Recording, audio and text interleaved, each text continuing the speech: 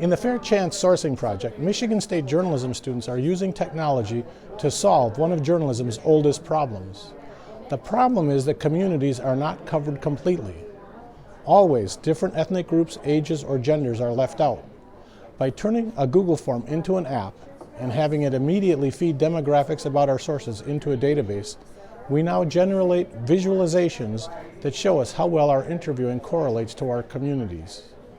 Once we see who's missing, we can talk about why and improve. Let's hear some students explain this to Free Press editor Peter Bhatia. Journalism 300 is doing source logging for our classes. It is basically so that we're keeping track of ourselves and who we're talking to, so that we don't leave anybody out. We're taking gender, race, zip code, things about these people, and it's so that we give everybody a fair chance to speak in our stories, and we can compare with the census to make sure that we're properly representing the area.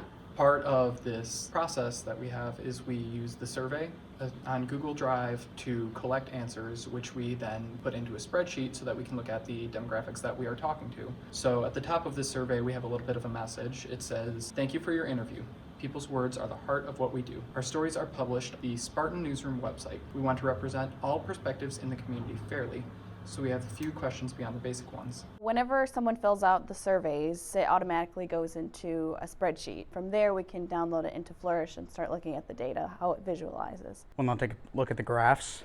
We can look at the political views of East Lansing, and based on this, we can see that there's very minimal that are strongly conservative. You have a couple that are leaning conservative. Strongly liberal and leans liberal are a little bit larger than leaning conservative, and then independent or undecided, and then people that just didn't answer.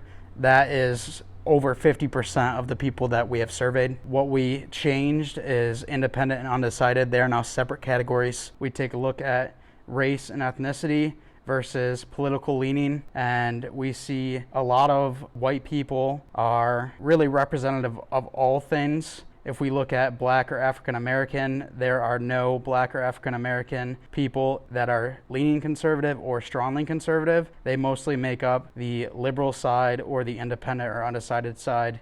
And you can look at all races that we've surveyed as well as their political leaning. I'm a 19-year-old male, so it's easy for me to just talk to, college students on campus. It kind of double checks me, make sure I'm interviewing a wide variety of people, building that habit of not talking to, the easiest source, getting the best ones for the story.